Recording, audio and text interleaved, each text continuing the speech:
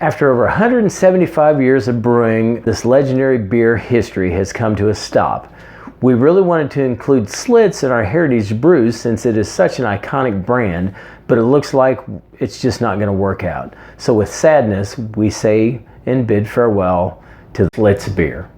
The beer that made Milwaukee famous. When you're out of Schlitz, call for help. You're out of beer.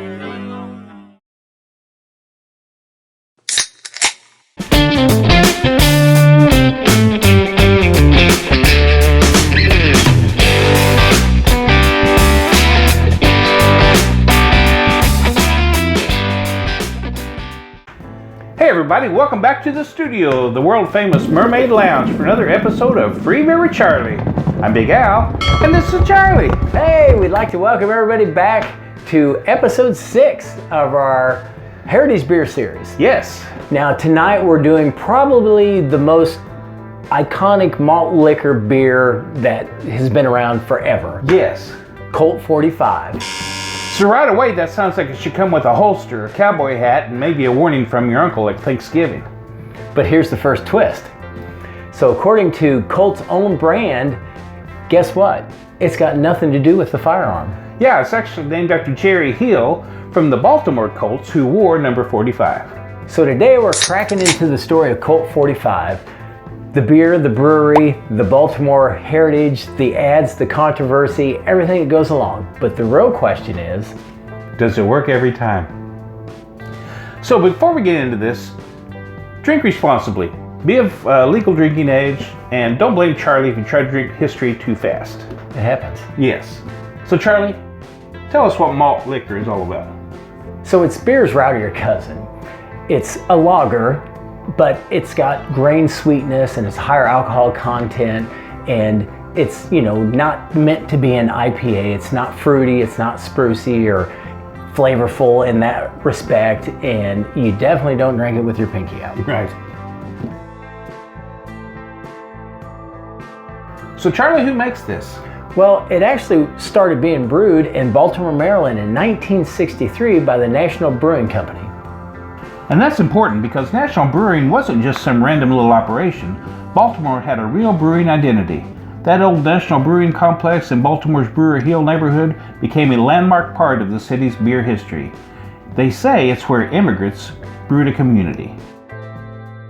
So in the early 60s, National Brewing was looking for something with more of a punch. They had typical lagers and they wanted something different. So they knew malt liquors were out there and they thought, let's try that. Yeah. By the 1960s, Colt45 became distributed nationally, so it was no longer a Baltimore thing. It became an American beer store staple. And heck, they even had Red Fox doing commercials for Right. them.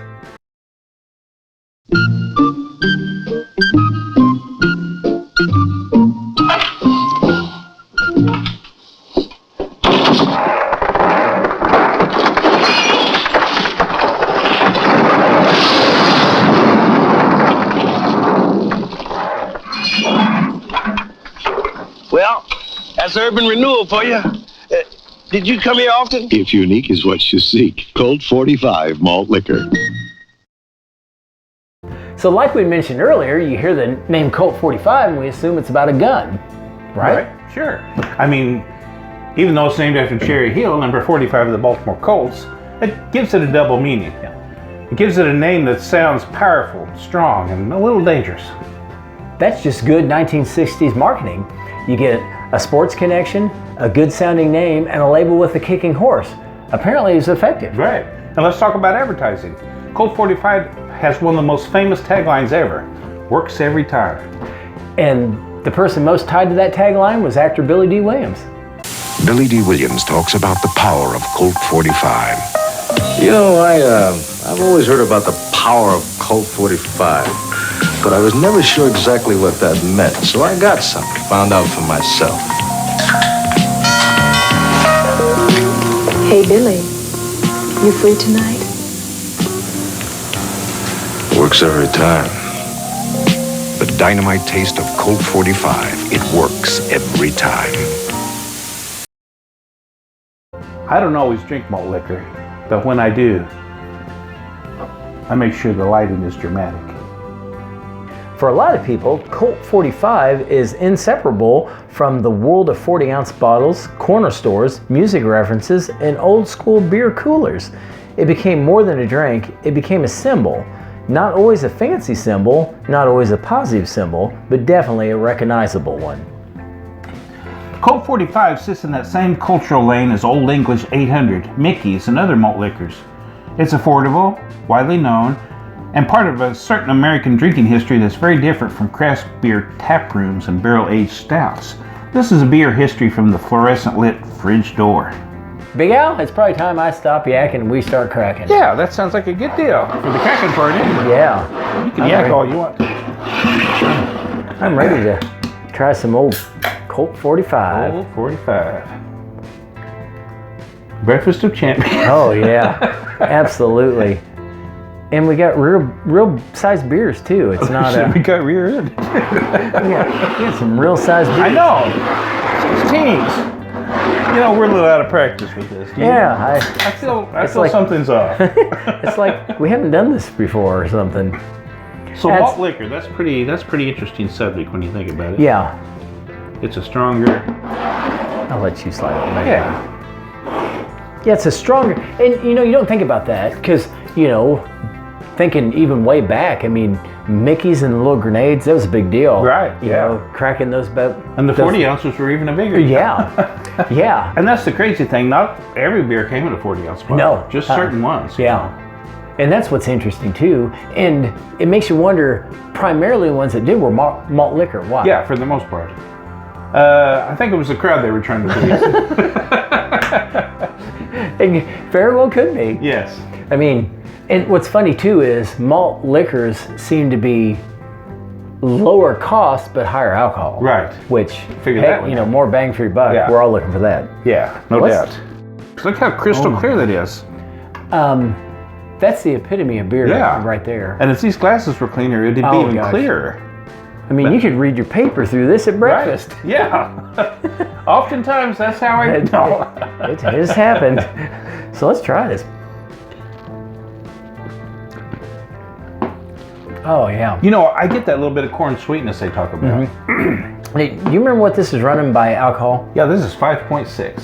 Oh, so right in there. Yeah, right in there. That sweet spot. Yeah. I mean, that's, typically we figure our normal lagers run 5%. I mean, that's... And it's not from the 1800s. It's from the 1960s. Yeah.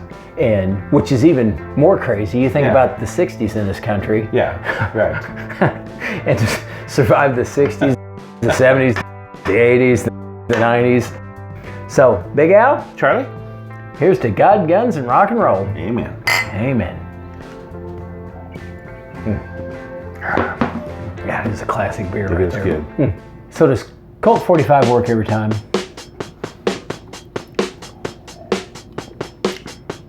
I mean, for a Heritage Brew episode, yeah, I think it does. Everybody, I'm glad you joined us. Be sure to join us next time as we look at the next one. Number 7. Until then, this is Charlie. This is Big Al. And we'll see you later. For a lot of people, Court. I'm going back to Court. Gosh darn it. Court 45. Court 45 is not a good place to be. Okay. Yeah, but since it's really named after Cherry Hill, number 45 of the Baltimore Colts, that gives it a double meaning. It gives it a... Right? That is right.